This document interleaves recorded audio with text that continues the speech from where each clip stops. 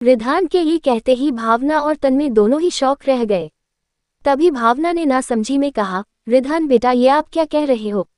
ये तो आपकी लिटिल सिस्टर है जिसका आप इतने महीनों से बेसब्री से इंतजार कर रहे थे। देखो ये कितने प्यार से आपको देख रही है। ये कहकर वो वापस से उसे बच्ची को उसकी गोद में देने लगी। तो रिधान गुस्से से अपने हाथ पीछे खींचते हुए बोला, स्टॉप इट मॉम, आप इसे मेरी बहन कहने की गलती मत कीजिए, क्योंकि ये मेरी बहन हो नहीं सकती। मैं इसे अपनी बहन नहीं मानूंगा। ये कहकर वो गुस्से से वहां से बाहर निकल गया। तो वही भावना ये सब कुछ देखकर हैरानी से अब तन्मय से बोली, तन्मय ये क्या हो गया हमारे बच्चे को? वो इस तरह से इसे अपनी बहन कहने से क्यों इनकार कर रहा है? ये तो कितनी ज्यादा मासूम और प्यारी है।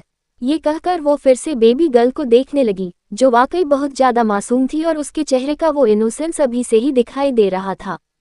तभी इसके जवाब में तन्मय ने कुछ सोचा और बोला, मुझे लगता है कि वो भी नाराज है। नाराज का नाम सुनकर भावना ने ना समझी में कहा, लेकिन क्यों? वो क्यों नाराज है? इसके जवाब में तन्मय ने कहा, क्योंकि जब तुम्हारा लेबर पेन स्टार्ट हुआ था तब मैं जल्दबाजी के साथ तुम्हें यहाँ लेकर आ गया था। वो यहाँ आने की जिद कर रहा था पर मैंने मना कर दिया था। शायद इसीलिए वो ऐसे कर रहा है। लेकिन तुम फिक्र मत करो, मैं जल्द ही उसे मना लूंगा और वो इसे अपनी बहन जरूर मानेगा। तभी भावना ने गुस्से के साथ कहा, आप गलत है।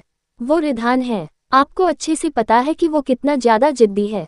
वो अपने जिद के आगे कभी कुछ नहीं मानता और अगर उसने किसी चीज को मारने से इनकार कर दिया तो आप लाख कोशिश कर लीजिए पर वो नहीं मानेगा और उसने अपनी बहन को देखते ही मना कर दिया कि वो उसकी बहन नहीं है और ना ही वो उसे अपनी बहन कहेगा। मुझे नहीं लगता कि वो अब मेरी बेटी को अपनी बहन मानेगा। ये कहते हुए भावना ने बेबी गर्ल को अपने सीने से लगा लिया और फिर से उनकी आंखों में आंसू आ गए। तभी तन्मय ने उन्हें वापस से संभालते हुए कहा, भावना मैंने कहा ना ऐसा कुछ नहीं होगा। वो जरूर मानेगा उसे अपनी बहन। तुम बस इंतजार करो, मैं अभी उससे बात करके आता हूँ। ये सुनकर भावना ने कुछ नहीं कहा और वो वहां से बाहर निकल गया। इधर रिधान कॉरिडोर में दीवार से टिककर खड़ा था। उसके चेहरे पर कोई भी एक्सप्रेशंस नहीं थे। अभी से ही उसके चेहरे पर एक तरह का तेवर और राजशाही तेज दिखाई दे रहा था, जो उसके सूर्यवंश खानदान को बता रहा था। आसपास की नस उसे ही देखकर आ जा रही थी, क्योंकि वो वहां मौजूद सबसे अलग दिखाई दे रहा था।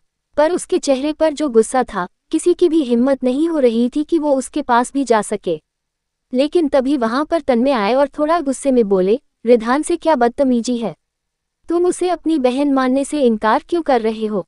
इसके जवाब में रिधान गुस्से से तन्मय को घूरने लगा और बोला, डैड आप सच सच बताए, क्या आप उसे अपनी बेटी मानते हैं? उसके डायरेक्ट इस सवाल को सुनकर अब तन्मय स्पीचलेस हो गया। उसे समझ ही नहीं है कि वो क्या जवाब दे।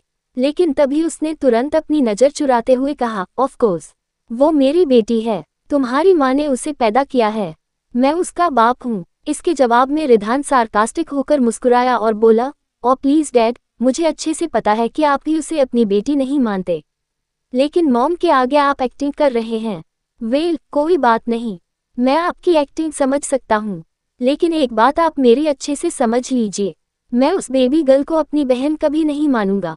वो मेरी बहन नहीं हो सकती और आप मुझे फोर्स नहीं करेंगे। ये कहकर वो वहां से जाने लगा। तो तन्मय ने गुस्से के साथ कहा, तुम अभी बच्चे हो रिधान, तुम अभी बड़े नहीं हो जो तुम इस तरह से अपनी मर्जी हम पर थोपोगे। ये सुनकर रिधान के कदम रुक गए और वो अब मुड़ा और उन्हें तिरछी नजरों से देखकर बोला, डैड अगर आपको ऐसा लगता है कि अभी मैं बच्चा हूँ और आपके ऊपर ऐसे अपने डिजीज नहीं थोप सकता, तो आप मुझे अभी के लिए यहाँ से एब्रॉड भेज दीजिए और जब मैं एडल्ट हो जाऊंगा उसके बाद मैं यहाँ वापस आकर आपको बताऊंगा कि ना मैं आज उसे अपनी बहन मानूंगा और ना ही कल मैं उसे अपनी बहन मानूंगा। और एक बात, अगर आप दोनों उसे हमारे घर में लेकर आएंगे तो आप मुझे खो देंगे, मैं भाग जाऊंगा यहाँ से। उसकी ये बात सुनते ही अब तन्मय शौक रह गया और दूसरे ही पल वो गुस्से से उसके हाथ को पकड़कर बोला, क्या कहा तुमने? तुम्हारा होश तो ठिकाने पर है? तुम सूर्यवंशी खानदान के इकलौते वारिस हो। हमारा इतना बड़ा अंपायर है जिसे तुम्हें आगे चलकर संभालना है और तुम यहाँ से भाग जाने की बात कर रहे हो। गलती से भी अगर तुमने दोबारा ये बात अपनी माँ के सामने कहा तो मुझसे बुरा कोई नहीं होगा तुम्हारे लिए। रिधान गुस्से से अपना हाथ छुड़ा कर बोला, तो फिर आप उस बेबी गर्ल को मेरी मॉम से दूर कर दीजिए। You know what, I hate her. उसकी वो आंखें मुझे बिल्कुल पसंद नहीं है। I hate her eyes dad. उसके जवाब में तन्मय ने कहा, तुम्हें वो पसंद नहीं है, इसका ये मतलब नहीं कि वो हमारी बेटी नहीं होगी। वो हमारी ही बेटी है और मैं उसे खुद से दूर नहीं करूंगा।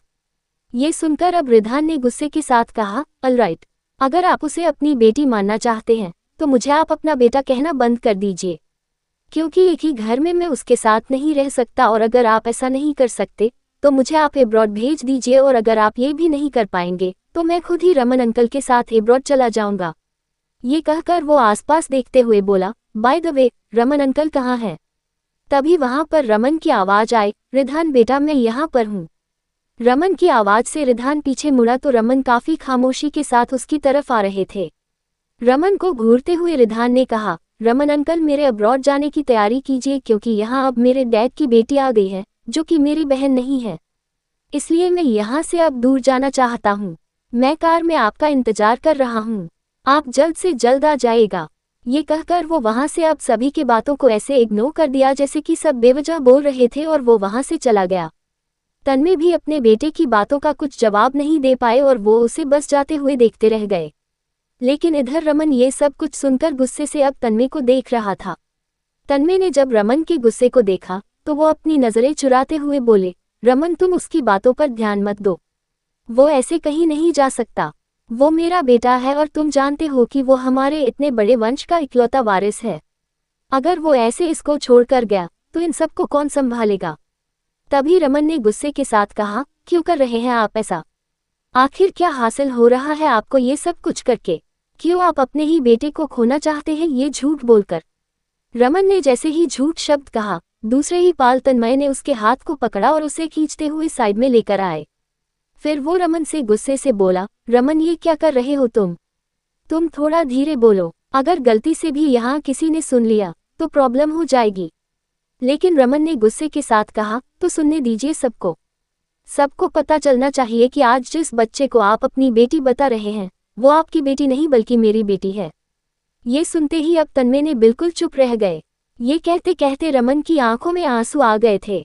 रमन ने गुस्से के साथ कहा, आपको पता है ना कि इस अस्पताल के दूसरे वार्ड में इस वक्त मेरी बीवी एडमिट है। उसकी भी आज डिलीवरी होने वाली थी, लेकिन सिर्फ आपकी वजह से मैंने उससे झूठ बोल दिया कि हमारा जो बच्चा इस दुनिया में आने वाला था वो बच्चा मरा हुआ पैदा हुआ। और आपको पता है जब से मैंने उसे ये बात बताई है तब से वो बिल्कुल पागल ही हो गई है। उसे संभालना कितना मुश्किल हो रहा है। मैं उसे कैसे बताऊं कि हमारा बच्चा जिंदा है? और इस वक्त मैंने उसे अपने ही बॉस को दे दिया, उस बॉस को जिनका बच्चा ही उसे अपनी बहन मानने से इनकार कर चुका है। ये सारी बातें सुनकर अब तन्मय ने गुस्से के साथ कहा, रमन तुम ऐसा भी कह सकते हो। रिधान चाहे उसे अपनी बहन माने या ना माने, लेकिन मैं उसे अपनी बेटी जरूर मानूंगा। ये सुनकर अब रमन ने दांत पीसकर कहा, लेकिन वो आपकी बेटी नहीं है, वो मेरा खून है। उसके अंदर ना तो सूर्यवंशी खानदान का खून है और ना ही आपका खून है। इस तरह से आप उसे अपनी बेटी नहीं मान सकते। और अभी तो रिधान छोटा है तो आप उसे किसी तरह समझा देंगे, लेकिन आपको पता है कि बड़े होने पर वो किस तरह बनने वाला है। जब अभी से उसके अंदर इतना गुस्सा है, इतना घमंड है, तो आगे चलकर वो तो मेरी बेटी को कुछ समझेगा ही नहीं। और कहीं उसने मेरी बेटी को नुकसान पहुंचाने की कोशिश की अपने गुस्से में आकर, तो मैं क्या करूंगा? हर वक्त मैं आपके साथ रहता हूं और मैं अपनी बेटी को इस तरह से तकलीफ में कभी नहीं देख पाऊंगा। और जब मैं अपने कानों से उसे खुद के लिए बाप ना सुनकर आपके लिए बाप शब्द सुनूंगा तो मेरा सीना जल उठेगा। मेरे अंदर इतना बड़ा दिल नहीं है बॉस। अभी भी वक्त है, जाकर मैडम से सच बता दीजिए कि आपका जो बेटा हुआ था वो मरा हुआ पैदा हुआ था और आपने मुझसे मेरी बेटी को मांगा। और मैं आपके एहसानों के बदले इतना दबा हुआ हूं कि मैं चाहकर भी आपको मना नहीं कर पाया। शायद अभी अगर उन्हें पता चलेगा तो वो आपको माफ भी कर देंगे, लेकिन अगर फ्यूचर में ये सारी बातें पता चली तो बहुत प्रॉब्लम हो जाएगी। ये सारी बातें सुनकर गुस्से के साथ दांत पीसते हुए तन्मय ने कहा, अगर अब तुमने एक शब्द भी कहा कि वो बेटी तुम्हारी है तो मुझसे बुरा कोई नहीं होगा। अगर मैंने तुम पर एहसान किया है तो क्या तुम इसी तरह अपने एहसान का बदला चुकाओगे, बार बार उसे अपनी बेटी कहकर? क्या मैंने तुमसे नहीं कहा था कि एक बार उसे तुम मुझे दोगे तो वो सिर्फ मेरी हो जाएगी? ये सुनकर रमन ने परेशान होकर कहा, सिर्फ कहने से वो आपकी नहीं हो जाएगी, बल्कि उसका खून सूर्यवंश खानदान का खून नहीं है। आप एक बात बताए, आगे चलकर जब वो आप दोनों की तरह नहीं दिखेगी तब दुनिया क्या रहेगी? दुनिया तो यही कहेगी ना कि जब वो आप दोनों की बेटी है तो आप दोनों की तरह दिखने चाहिए। और जब रिधान सर ने बिना किसी चीज के उसे अपनी बहन मानने से इनकार कर दिया, तो आगे चलकर जब उन्हें असली सच पता चलेगा तब तो वो आपसे भी नफरत करने लगेंगे। क्या आप ये सब कुछ बर्दाश्त कर पाएंगे? बताइए सर, क्या ये आपसे हो पाएगा? मुझे अच्छे से पता है ऐसा कुछ भी नहीं हो पाएगा, इसलिए मैं आपके आगे हाथ जोड़ता हूँ। अभी वक्त है, मुझे मेरी बेटी वापस कर दीजिए। मैं प्रॉमिस करता हूँ यहाँ से बहुत दूर चला जाऊंगा, इतना दूर चला जाऊंगा कि आपको अपनी शक्ल भी कभी नहीं दिखाऊंगा। इसके जवाब में तन्मय ने अब उसके कॉलर को पकड़ लिया और उसे धमकाते हुए बोला, मैं तन्मय सूर्यवंशी हूँ। दुनिया मेरे आगे सर झुकाती है और अगर तुमने मुझसे चालाकी करने की कोशिश की तो मुझसे बुरा कोई नहीं होगा। बेशक से वो बच्ची मेरी बेटी नहीं है, लेकिन भावना की गोद में वो अब आ चुकी है और अब वो उसकी गोद से तभी जाएगी जब उसकी मौत होगी। ये सुनते ही ये रमन के पैरों तले जमीन खिसक गई। उसे यकीन नहीं हो रहा था कि सामने खड़ा इंसान एक छोटी सी बच्ची को मारने की धमकी दे रहा था।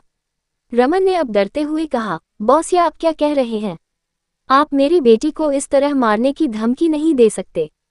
इसके जवाब में अब तन्मय ने उसके कॉलर को ठीक किया और मुस्कुराते हुए बोला, अगर तुम चाहते हो कि मैं ऐसा नहीं करूं, तो जैसा जो चल रहा है वैसा चलने दो। बाकी तुम्हें तो पता ही है कि दुनिया वालों के सामने मैं बिजनेस टाइकून हूं, लेकिन अंदर से मेरी असलियत क्या है। ये सुनते ही रमन की आंखों में एक खौफ आ गया और उसने अब डरते हुए कहा, प्रॉमिस कीजिए कि आप मेरी बेटी को नुकसान नहीं पहुंचाएंगे। प्रॉमिस कीजिए सर। इसके जवाब में तन्मय ने कहा, मैं वादा करता हूं जब तक वो मेरे पास रहेगी तब तक उसे मैं नुकसान नहीं पहुंचाऊंगा, लेकिन जैसे ही वो तुम्हारे पास आएगी या तुमने उसे लेने की कोशिश की तो मैं उसकी गारंटी नहीं लेता कि उसके साथ क्या हो जाएगा। ये सुनकर रमन की आंखों में आंसू आ गए, पर तभी वहां पर एक नर्स दौड़ते हुए आए और रमन से बोली, मिस्टर रमन सॉरी पर आपकी बीवी की मौत हो चुकी है। ये सुनते ही अब रमन के पैरों तले जमीन खिसक गई और वही तन्मय भी एक पल के लिए ये सुनकर शॉक हो गया। रमन ने जैसे ये शब्द सुना उसे ऐसा लगा जैसे उसके पैरों के नीचे से जमीन खिसक गई। वो लगभग बदहवास हालत में दौड़ते हुए उस वार्ड की तरफ पहुंचा जहां पर उसकी बीवी थी, लेकिन वो जैसे ही वहां पर पहुंचा उसी वक्त उसकी बीवी के चेहरे को उस सफेद लिबास से ढक रहे थे, जिसे देखते ही रमन ने उस दरवाजे को कसकर पकड़ लिया और उसकी आंखों से झरझर करके आंसू बहने लगे। तभी डॉक्टर की नज़र रमन पर गई। रमन को देखते ही डॉक्टर ने कहा, mister Raman I am sorry पर आपकी बीवी। ये कहते कहते डॉक्टर थोड़ा चुप हो गया क्योंकि रमन की आंखों से बह रहे आंसू को देखकर उसके भी अंदर हिम्मत नहीं हुई कि वो कुछ कह पाए। तभी रमन धीरे धीरे करके अपनी बीवी के पास आने लगा। वो उसकी तरफ आया और उसने अपनी बीवी को अपने सीने से लगा लिया और फूट फूट कर रोने लगा। डॉक्टर और नर्स उसे देखकर बहुत ज्यादा उदास थी। तभी डॉक्टर ने उसके कंधे को थपथपाते हुए कहा, जिंदगी का यही उसूल है, जो आता है उससे जाना पड़ता है। खुद को संभालिए आप, क्योंकि अभी आपकी जिंदगी बहुत बड़ी है। आप इस तरह अपनी बीवी की याद में पूरी जिंदगी नहीं बीता सकते। तभी रमन ने रोते हुए कहा, मैंने इसे बहुत प्यार किया था, मैंने कभी नहीं सोचा था कि मैं इसे को दूंगा, मैं इसके बिना नहीं जी पाऊंगा, मैं अपनी जान दे दूंगा। ये सुनते ही नर्स ने कहा, नहीं नहीं मिस्टर रमन आप ऐसा मत कीजिए, जो होता है अच्छे के लिए होता है। तभी रमन ने गुस्से के साथ कहा, क्या अच्छा है इसमें? मेरी बीवी मुझे छोड़कर चली गई, मुझे दुनिया में अकेला कर गई, इसके अलावा मेरा कोई भी नहीं था, अब और क्या अच्छा हो सकता है मेरे साथ। ये सुनकर नर्स चुप हो गई। उसे पता था कि अभी रमन को कुछ भी कहना ठीक नहीं होगा, जिस वजह से सभी ने रमन को अकेला छोड़ दिया। रमन जी भर कर रोए जा रहा था, लेकिन तभी कुछ देर में तन्मय ने उसे संभालते हुए कहा, रमन संभालो खुद को, अब तुम अपनी बीवी का अंतिम संस्कार करो, इस तरह रोकर कुछ नहीं होगा। तभी दूसरी पल रमन ने तन्मय को जोर से धक्का दे दिया। तन्मय 2 कदम लड़खड़ा गया। रमन गुस्से से आगे बढ़ा और वो तन्मय की कॉलर को पकड़कर बोला, ये सब आपकी वजह से हुआ है, आप कातिल हैं मेरी बीवी के। ये सुनते ही तन्मय ने हैरानी से कहा, ये तुम क्या कह रहे हो रमन? क्या तुम पागल हो गए हो? इसके जवाब में रमन ने कहा, हाँ मैं पागल हो गया हूँ और मुझे पागल आपने बनाया है। आज जो कुछ भी हुआ है मेरे साथ उसकी वजह आप है। अगर आपने मुझसे मेरी बेटी ना मांगा होता तो शायद आज मेरी बीवी जिंदा होती। आपने खून किया है मेरी बीवी का, मैं दुनिया वालों से बताऊंगा आप कातिल हैं मेरी बीवी के।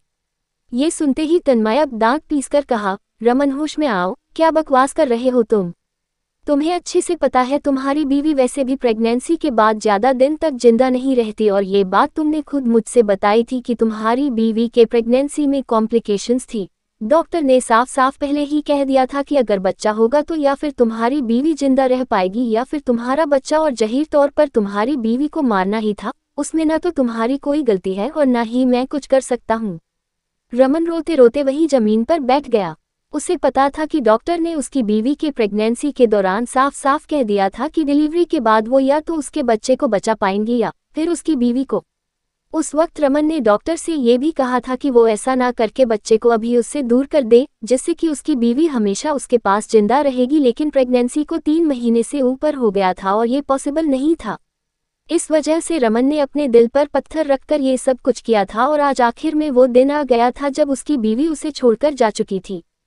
तभी तन्मय वापस से नीचे झुका और उसे संभालते हुए बोला, प्लीज संभालो खुद को, जो हो गया उसे भूल कर आगे बढ़ाने की कोशिश करो, अपनी बीवी का अंतिम संस्कार करो, यही तुम्हारा फर्ज है।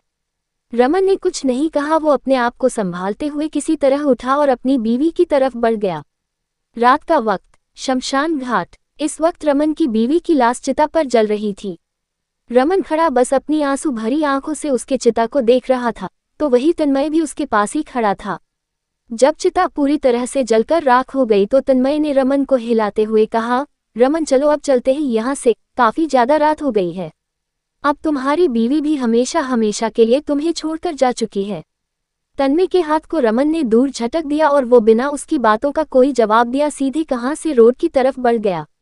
तन्मय उसे ऐसे जाते देख उसके पीछे आते हुए बोला, रमन मेरी बात सुनो, तुम कहाँ जा रहे हो?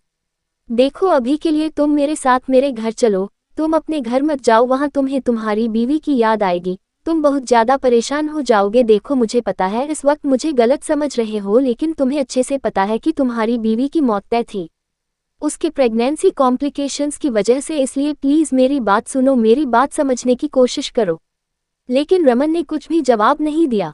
वो बस रोड की तरफ ही चले जा रहा था। तभी तन्मय ने गुस्से से बोला, रमन बस करो, अब चुपचाप मेरे साथ चलो वरना मुझसे बुरा कोई नहीं होगा। तभी रमन ने अपनी आंसू भरी आंखों से तन्मय को देखकर कहा, बॉस अगर मैं आपके साथ आपके घर चलूंगा तो क्या आप मुझे मेरी बेटी वापस कर देंगे ज़ैड? ये सुनते ही अचानक से उसके एक्सप्रेशंस बदल गए। उसने दूसरे पल गुस्से के साथ कहा, रमन क्या तुम पागल हो गए हो? तुम फिर से वही जिद कर रहे हो जो मैं पूरी नहीं कर सकता। देखो मेरी बीवी अब उसे अपनी बेटी समझने लगी है। लेकिन तभी रमन ने कहा, पर आप तो उसे अपनी बेटी नहीं समझते ना, और ना ही आपका बेटा उसे अपनी बहन समझता है, तो फिर आप उसे मुझे वापस दे दीजिए। मैं प्रॉमिस करता हूँ मैं बहुत दूर चला जाऊंगा, आपको कभी अपनी शक्ल नहीं दिखाऊंगा, मैं अपनी बेटी के सहारे जी लूंगा, पर मैं अकेले अपनी जिंदगी जी नहीं पाऊंगा। बॉस आपके पास तो पहले से ही आपका एक बेटा है, लेकिन मेरे पास तो अब कोई नहीं है। प्लीज बॉस मैं आपके आगे हाथ जोड़ता हूँ। ये कहते हुए वो फिर से रोने लगा। तभी उसकी बात सुनकर तन्मय ने गुस्से के साथ कहा, रमन मैं सारी जिंदगी तुम्हें अपने साथ रखने के लिए तैयार हूँ, तुम इतना क्यों परेशान हो रहे हो? और भले ही वो दुनिया वालों की नज़र में मेरी बेटी रहेगी, लेकिन वो असलियत में तुम्हारी बेटी ही रहेगी और तुम हमेशा उसके आसपास रहोगे। मैं उसकी जिम्मेदारी तुम्हें दूंगा, तुम उसकी केयर कर सकोगे, तुम्हें जो मर्जी है तुम वो उसके साथ कर सकते हो। अगर तुम चाहो तो मैं उसे तुम्हें भी पापा बोलने के लिए कहूँगा, जैसे वो मुझे अपना डैड मानेगी वैसे मैं उससे तुम्हें भी डैड की तरह प्यार दिलवाऊंगा। लेकिन प्लीज इस तरह उसे मुझसे दूर मत करो या मेरी बीवी से दूर मत करो, क्योंकि तुम्हारी बीवी का तो ऑलरेडी प्रेगनेंसी में कॉम्प्लिकेशंस था, पर अगर मेरी बीवी से वो बच्ची दूर हुई तो मेरी बीवी तो बिना किसी कॉम्प्लिकेशंस के ही मर जाएगी और फिर शायद उसकी जिम्मेदार तुम होगे। ये सुनते ही अब रमन बिल्कुल खामोश हो गया और आखिर में उसने गहरी सांस लेते हुए कहा, नहीं मैं अपनी बीवी पहले ही खो चुका हूँ। मैं नहीं चाहता कि कोई दूसरा इंसान भी अपनी बीवी खोए, क्योंकि एक बीवी के जाने का दर्द क्या होता है वो इस वक्त मुझसे अच्छे से कोई नहीं समझ सकता। मैं इन सब चीज़ों के लिए तैयार हूँ बॉस, लेकिन आप प्रॉमिस कीजिए कि आप उसे कोई तकलीफ नहीं होने देंगे। आप उसे बिल्कुल अपनी बेटी की तरह प्यार देंगे, कभी आप उसे एहसास नहीं दिलाएंगे कि वो आपकी नहीं बल्कि मेरी बेटी थी। इसके जवाब में तन्मय ने मुस्कुराते हुए कहा, आई प्रॉमिस, तुम खुद देखोगे कि मैं उसे अपनी बेटी की तरह प्यार दे रहा हूँ और अब तुम मेरे साथ चलो। ये कहकर तन्मय उसे लेकर वहां से सीधे अपनी कार में निकल गया। इधर दूसरी तरफ सूर्यवंशी के बड़े से पैलेस में इस वक्त एक लग्जरियस कमरे में पलना रखा हुआ था। उसे पालने के अंदर उस छोटी सी बच्ची को सुलाया गया था। उसे पालने के नीचे एक डिम लाइट ऑन थी। वो पूरा लग्जरियस कमरा खिलौने से भरा हुआ था और इस वक्त पालने में भी कुछ खिलौने रखे हुए थे। वो मासूम सी बच्ची काफी गहरी नींद में सो रही थी। पर तभी एक काली परछाई उसके ऊपर जाकर पड़ी। वो बच्ची हल्की नींद में थी, लेकिन तब भी वो थोड़ी कसमसा गई और वो धीरे धीरे अपनी आंखें खोलने लगी। और उसने जब अपनी आंखें थोड़ी सी खोली तो वो टुकुर टुकुर अपने सामने मौजूद उस परछाई को देखने लगी। तभी परछाई वाला इंसान उसके पालने की तरफ झुकने लगा। वो बच्ची बहुत ही मासूमियत से टुकुर टुकुर उसे देख रही थी, लेकिन जब उस बच्ची की नज़र उस लड़के की काले गहरी नज़रों से मिली तो वो बच्ची अचानक से डर गई और डरते ही वो जोर जोर से चीखें मारकर रोने लगी। उसके रोने की आवाज़ सुनते ही वॉशरूम में मौजूद भावना बहुत ही धीरे कदमों से लेकिन थोड़ी जल्दबाजी के साथ बाहर निकलने लगी। हालांकि अभी वो बिल्कुल भी चल नहीं पा रही थी। नौकर ने ही उसे वॉशरूम में भेजा था, लेकिन उस बच्ची के रोने की आवाज़ सुनकर वो खुद को दौड़ने से रोक नहीं पाए और वो जल्दबाजी के साथ वहां पहुंची और पालने के बेहद नज़दीक खड़े रिधान को देखकर वो गुस्से से बोली, रिधान अभी के अभी उससे दूर हो जाओ, तुमने उसे डरा दिया है, वो रो रही है। रिधान खड़ा ये सब देख अजब तरह से मुस्कुरा दिया और उस बच्ची की आंसू भरी आंखों में घूरते हुए बोला, अभी तो शुरुआत हुई है मॉम, अगर आप सब ने इसे इस घर से दूर नहीं भेजा तो जिंदगी भर आप सब इसकी आंखों में इसी तरह आंसू देखेंगे। ये कहते हुए वो वहां से किसी सनकी की तरह मुस्कुराते हुए बाहर निकल गया। तो वही भावना ये सब सुनकर शॉक्ड थी और वो हैरान नजरों से रिधान को जाते हुए देखते रह गई। आगे की स्टोरी अगले एपिसोड में।